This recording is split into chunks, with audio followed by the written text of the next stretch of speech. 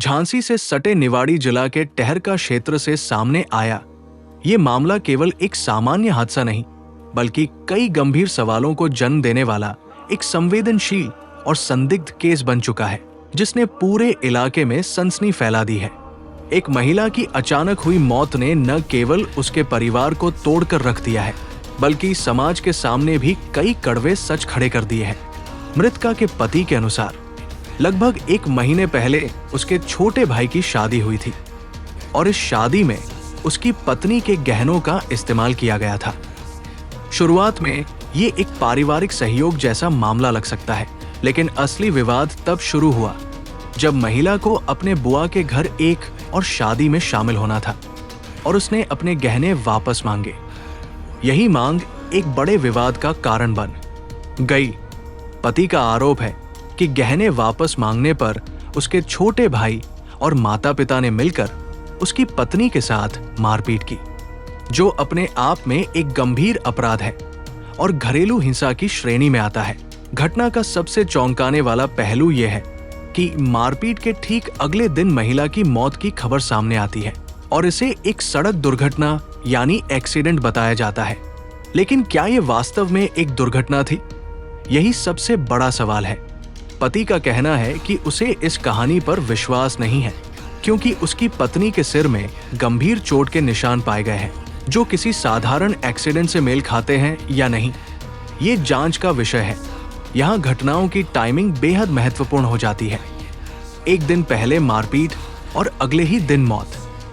ये संयोग कम और साजिश ज्यादा प्रतीत होता है। ऐसे में ये शक और गहरा हो जाता है कि कहीं मारपीट के दौरान ही महिला को गंभीर चोट तो नहीं पहुंची और बाद में पूरे मामले को एक्सीडेंट का रूप देकर छिपाने की कोशिश तो नहीं की गई।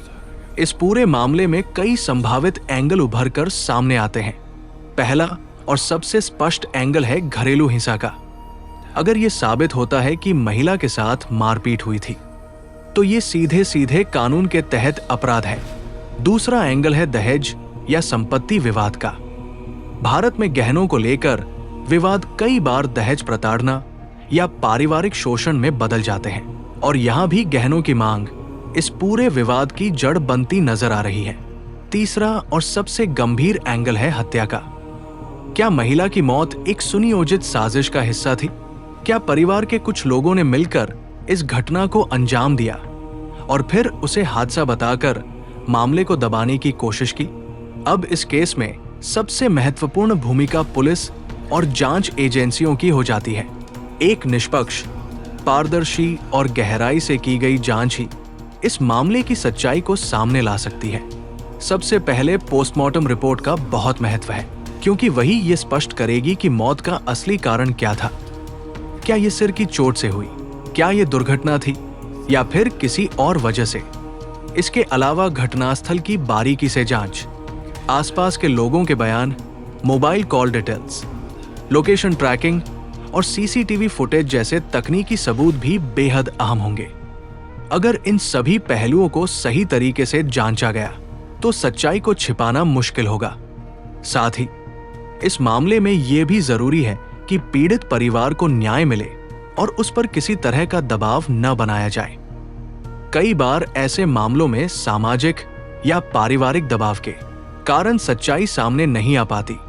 इसलिए प्रशासन को यह सुनिश्चित करना चाहिए कि जांच पूरी तरह निष्पक्ष हो। जरूरत पड़ने पर मजिस्ट्रियल जांच या विशेष जांच टीम सेट का गठन भी किया जा सकता है, ताकि किसी भी तरह की लापरवाही या पक्षपात की गुंजाइश न रहे। ये घटना केवल एक परिवार की त्रासदी नहीं है, बल्कि समाज के लिए एक चेतावनी भी है कि घरेलू विवाद, लालच और हिंसा किस हद तक जा सकते हैं। एक महिला जो अपने ही परिवार के बीच सुरक्षित महसूस करनी चाहिए थी, उसकी मौत इस तरह के सवालों के बीच होना बेहद चिंताजनक है। क्या उसे न्याय मिलेगा? क्या दोषियों को सजा मिलेगी? या फिर ये मामला भी समय के साथ दबा दिया जाएगा? ये सभी सवाल अब जांच के नतीजों पर निर्भर करते हैं। अंततः ये कहना गलत नहीं होगा कि ये मामला केवल एक्सीडेंट का नहीं, बल्कि एक संभावित अपराध का मामला है, जिसे बेहद गंभीरता से लिया जाना चाहिए। जब तक हर पहलू की गहराई से जांच नहीं होती, और हर सबूत को परखा नहीं जाता, तब तक इस मौत को एक साधारण दुर्घटना मान लेना न्याय के साथ अन्याय होगा। सच्चाई जो भी हो, उसे सामने आना ही चाहिए, ताकि एक निर्दोष की मौत व्यर्थ न जाए और कानून का डर समाज में बना रहे।